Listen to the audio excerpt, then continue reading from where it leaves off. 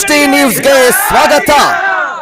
ಪ್ರಿಯ ವೀಕ್ಷಕರೇ, ಹರಪನಹಳ್ಳಿ ತಾಲೂಕಿನ ಕಂಡಿಕೆರೆ ತಾಂಡಾದ ಬಂಜಾರ ಸಮಾಜದ ಬಡ ಕುಟುಂಬದ ರೈತರು ನೂರಾರು ವರ್ಷಗಳಿಂದ ಉಳುಮೆ ಮಾಡಿಕೊಂಡು ಬರುತ್ತಿರುವ ಜಮೀನಿಗೆ ಅರಣ್ಯ ಇಲಾಖೆಯ ಅಧಿಕಾರಿಗಳು ಏಕಾಏಕಿ ಯಾವುದೇ ನೋಟಿಸ್ ನೀಡದೆ ಫಸಲಿಗೆ ಬಂದಿರುವ ಅಡಿಕೆ ಮರಗಳ ಸಹಿತ ನೂರಾರು ಎಕರೆ ರೈತರ ಜಮೀನನ್ನ ಸುಮಾರು 40 ರಿಂದ 50 ಪೊಲೀಸ್ ರಕ್ಷಣೆಯಲ್ಲಿ 10 ಜೆಸಿಬಿ ಮಷಿನ್ಗಳ ಮೂಲಕ ಆಗಮಿಸಿ ದೌರ್ಜನ್ಯ ನಡೆಸಿರುವ ದೃಶ್ಯ ರೈತರ ಕುಟುಂಬದ ಗೋಳು ಆ ಭಗವಂತನೇ ಬಲ್ಲ.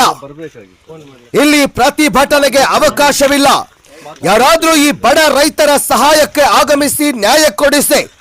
ಹರಪನಹಳ್ಳಿ ವಿಧಾನಸಭಾ ಕ್ಷೇತ್ರದ ಶಾಸಕಿ ಲತಾ ಮಲ್ಲಿಕಾರ್ಜುನ ಅವರಿಗೆ ಹಲವು ಬಾರಿ ಬಡ ರೈತರು ಮನವಿ ಮಾಡಿದ್ರು ಕೂಡ ಕ್ಯಾರೆ ಅನ್ನದ ಶಾಸಕಿ 50-60 ವರ್ಷಗಳಿಂದ ರೈತರು ಆ ಭೂಮಿಯನ್ನ ನಂಬಿಕೊಂಡು ಜೀವನ ಮಾಡ್ತಿದ್ದಾರೆ.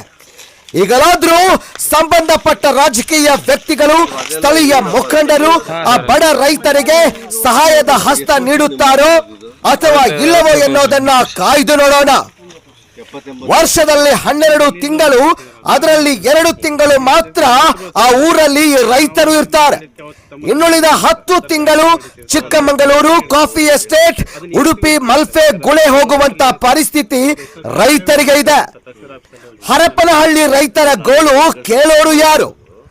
ಅನ್ನ ನೀಗಿಸುವಂತ ಅನ್ನ ಬ್ರಹ್ಮ ಅಂದ್ರೆ ರೈತರ ಬಾಳು ಕಣ್ಣೀರಿನ ಗೋಳುವಾಗಿದೆ.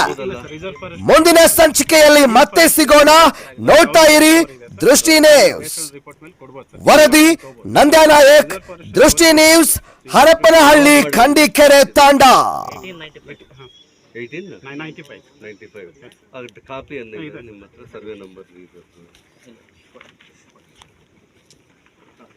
ಭಾಳ ಸಾರಿ ಚರ್ಚೆ ಮಾಡೋದು, ಲಾಸ್ಟ್ ಟೈಮ್ ಎಲ್ಲ ಅದು ಹಂಗೆ ಪೆಂಡಿಂಗ್ ಆಗ್ತಾ ಹೋಗಿ.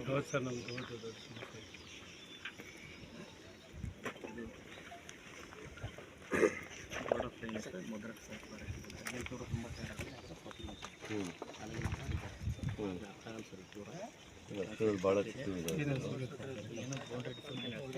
ಈ ಬೌಂಡ್ರಿ ಡಿಸ್ಕ್ರಿಪ್ಷನ್ ಒಳಗೆ ಬರೋದೆಲ್ಲ ರಿಸರ್ವ್ ಅಲ್ಲಿ ಇದರಲ್ಲಿ ಈ ಸರ್ವೆ ನಂಬರ್ಸ್ ಇದಾವ ಸರ್. ಈ ಇಲ್ಲಿ ಹೆಂಗ್ ಮಾಡ್ತಾರೆ ಸರ್ ನೋಟಿಫಿಕೇಶನ್?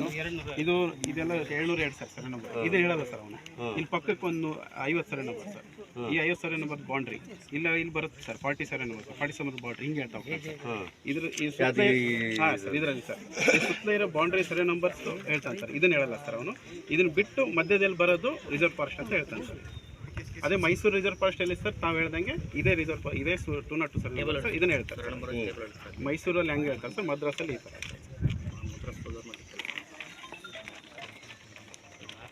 ಡಿಸ್ಕ್ರಿಪ್ಷನ್ ಇರುತ್ತೆ ಬೌಂಡ್ರಿ ಡಿಸ್ಕ್ರಿಪ್ಷನ್.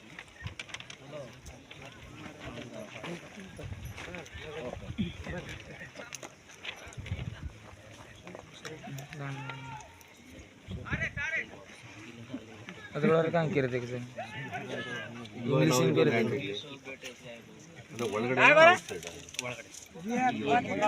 ಅದ್ರೊಳಗೆ ಇಂಗ್ಲೀಷ್ ಇದು ಏನಾಗುತ್ತೆ ಸಮಸ್ಯೆ ಏನಂದ್ರೆ, ಮೊದಲೇ ಇವನ್ನ ಸ್ಟಾಪ್ ಮಾಡಿದ್ರೆ ಇವಾಗ ನೋಡ್ರಿ, ಇವಾಗ ಅಡಿಕೆ ಗಿಡ ಹಾಕೊಂಡಿದ್ದಾರೆ. ಒಂದು ಎಷ್ಟು 4-5 ವರ್ಷ ಆಗಿರ್ತಾರೆ. ಮೊದಲೇ ಯಾವುದೇ ಸರ್ಕಾರ ಇರಲಿ, ಮೊದಲೇ ಅವರು ಸ್ಟ್ರಿಕ್ಟಾಗಿ ಸ್ಟಾಪ್ ಮಾಡಿದರೆ ಇಷ್ಟು ಡೆವಲಪ್ಮೆಂಟ್ ಆಗ್ತಿರ್ತಿಲ್ಲ. ಅವರು ಸುಮ್ಮನೆ ಆಗ್ತಿದ್ರು. ಇವಾಗ ಅವ್ರು ಇನ್ವೆಸ್ಟ್ ಮಾಡಿ ಲಕ್ಷಗಟ್ಟಲೆ ಮಾಡಿಬಿಟ್ಟು ಇದನ್ನು ಯಾಕೆ ಎಕ್ಸ್ಚೇಂಜ್ ಮಾಡ್ಕೋಬಾರ್ದು? ಇವಾಗ ರೈತರು ಇದೆಲ್ಲ ಪ್ಲೇನ್ ಲ್ಯಾಂಡ್ ಇತ್ತು, ಉಳುಮೆ ಮಾಡಿದ್ದಾರೆ. ಇವಾಗ ರೆವಿನ್ಯೂ ಲ್ಯಾಂಡ್ ಮರ್ಪಲ್ಲಿ ಸಾಕಷ್ಟಿದೆ. ಅದನ್ನು ನೀವು ತಗೊಂಡು ಇದು ಇವ್ರಿಗೆ ಬಿಟ್ಕೊಡ್ಬೋದಾ? ಬರಲ್ಲ. ಇವರೆಲ್ಲ ಅಂದರೆ ತಗೊಳ್ಳಂಗೆ 27/4/1978 ಮುಂಚೆ ಆಗ ಈ ಒಂದು ಎಲ್ಲೆಲ್ಲಿ ಒತ್ತುವರಿ ಇದ್ದಾವೆ ರೆಗ್ಯುಲರೈಸ್ ಮಾಡಿ ಅವ್ರಿಗೆ ಫಲಾನುಭವಿಸ್ಕೊಟ್ಟು ಅಷ್ಟೇ ಲ್ಯಾಂಡನ್ನು ರೆವಿನ್ಯೂಯಿಂದ ನಮಗೆ ತಗೋಬೇಕು. ಮತ್ತು ಹಂಗೆ ಮಾಡ್ಬೋದಾಗಿತ್ತಲ್ಲ ಇದೆಲ್ಲ. ನಂತರ ಅಫಿಡವಿಟ್ ಆಗಿ ರಿಪೋರ್ಟ್ ಆಗಿರೋ ಒತ್ತುವರಿಗಳಿಗೆ ಈಗ ಅಪ್ಲೈ ಆಗಿದೆ. ಅದರಲ್ಲಿರೋ ಯಾವ ವರ್ಷ ಅದು ಕೊಟ್ಟಿದ್ದು Kannada government? April 27/1978 cut off date 87ನಲ್ಲಿ. 78 ಆವಾಗ ರಿಸರ್ವ್ ಫಾರೆಸ್ಟಲ್ಲಿ ಇದ್ದರು, ಅವ್ರಿಗೆ ಬಿಟ್ಕೊಟ್ಟು ರೆವಿನ್ಯೂ ಲ್ಯಾಂಡ್ ತಗೋಬೋದು ಸರ್. ಅವತ್ತು ಅಫಿಡೇಟ್ ಹೋಗಿದೆ ಸರ್. ಇದು ಯಾರ್ಯಾರು ಒತ್ತುವರಿದಾರ ಇದ್ದಾರೆ ಆ ಲಿಸ್ಟ್ ಹೋಗಿದೆ ಸರ್. ಒಂದಿನ ದಿವಸ ಯಾರು ಒತ್ತುವರಿದಾರೆ ಆ ಲಿಸ್ಟ್ ಇದೆ ಸರ್. ಆ ಲಿಸ್ಟಲ್ಲಿ ಏನು ಮಾಡಿದ್ರೆ ಸರ್ 3 ಎಕರ್ ಈಕ್ವಲ್ ಆಗಿ ಪಟ್ಟ ಲ್ಯಾಂಡ್, ಒತ್ತುವರಿ ಲ್ಯಾಂಡ್ ಸಮಾವೇಶ ಮಾಡ್ಕೊಂಡು ಅಂತ ಮತ್ತು ಎಲಿಜಿಬಿಲಿಟಿ ಕ್ರೈಟೀರಿಯಾ ನೋಡಿ ಸೆಲೆಕ್ಟ್ ನಾನು ಹೇಳೋದು ರೈಟಪ್ಪ, ನೀವು 1980 ಆ ರೀತಿ ಕೊಟ್ಟಿದ್ದಾರೆ, ಒಳ್ಳೆ ಡೆವಲಪ್ಮೆಂಟ್. ನಾನು ಹೇಳೋದು ಇವಾಗ ಕೂಡ ಪ್ಲೇನ್ ಲ್ಯಾಂಡ್ ಇದ್ದಾಗ ಅದೇ ಥರ ಅವಕಾಶ ಯಾಕೆ ಅಲ್ಲಲ್ಲ ಗೌರ್ಮೆಂಟ್ ಯಾಕೆ ಅಫಿಡವಿಟ್ ಆಗಬಾರ್ದು?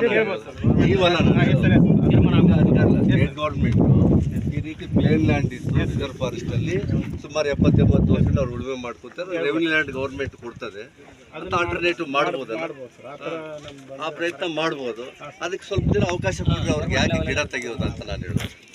ಅಲ್ಲ ನಾನು ಹೇಳೋದು ನಿಮ್ಮ ಡ್ಯೂಟಿ ಮಾಡ್ತಿದ್ದೀರ ಅಂತಲ್ಲ, ರೈತರು ಅವ್ರು ಏನೋ ಕಷ್ಟಪಟ್ಟು ಲಕ್ಷಗಟ್ಟಲೆ ಖರ್ಚು ಮಾಡಿ ಮೊದಲೇ ಸ್ಟಾಪ್ ಆಗಿದ್ದು, ಅವ್ರು ಗಿಡ ಹಾಕೋ ಮುಂಚೆನೇ ಬಂದು ನೀವು ಸ್ಟಾಪ್ ಮಾಡಿದರೆ ಈ ಸಮಸ್ಯೆ ಡಿಸ್ಕಷನ್ ಇರ್ತಿದ್ದಿಲ್ಲ.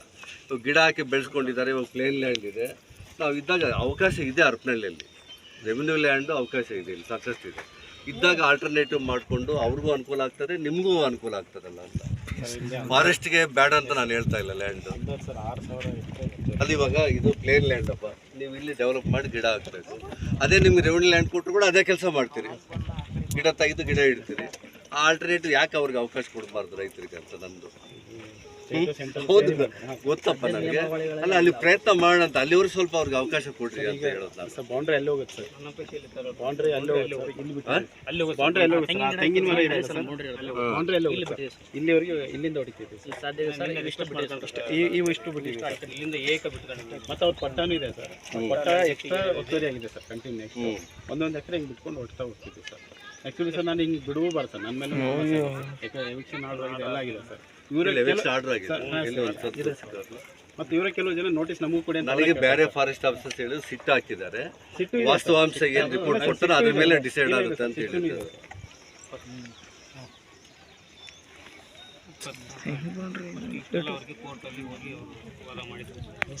ಯಾರು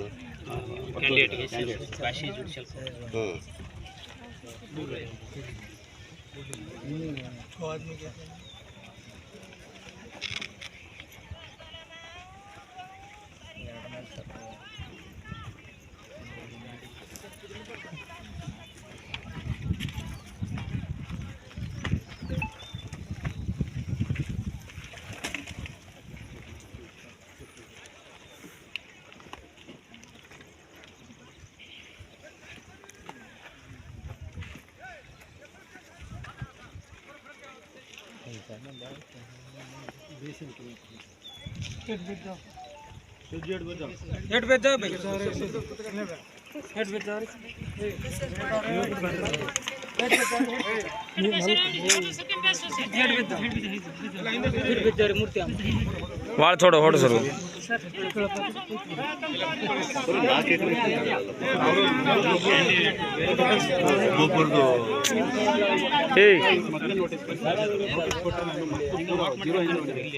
ನಾನು ಇವತ್ತು ಇದನ್ನು ಮಾಡಿ ರಿಪೋರ್ಟ್ ಮಾಡ್ತೀನಿ.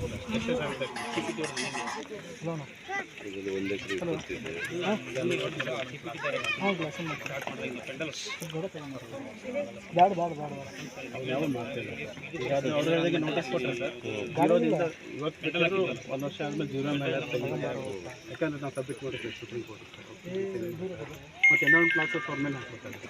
ಅದಕ್ಕೆ ಇವತ್ತು ನಾನು ಅವ್ರಿಗೆ ನೋಟಿಸ್ ಕೊಡ್ತೀನಿ. ಕೆಲವೊಂದು ಕಡೆ ನೋಟಿಸ್ ಇಲ್ಲದೇ ಈ ಥರ ಬಿಟ್ಕೊಂಡು ಹೋಗ್ತೀನಿ ಸರ್.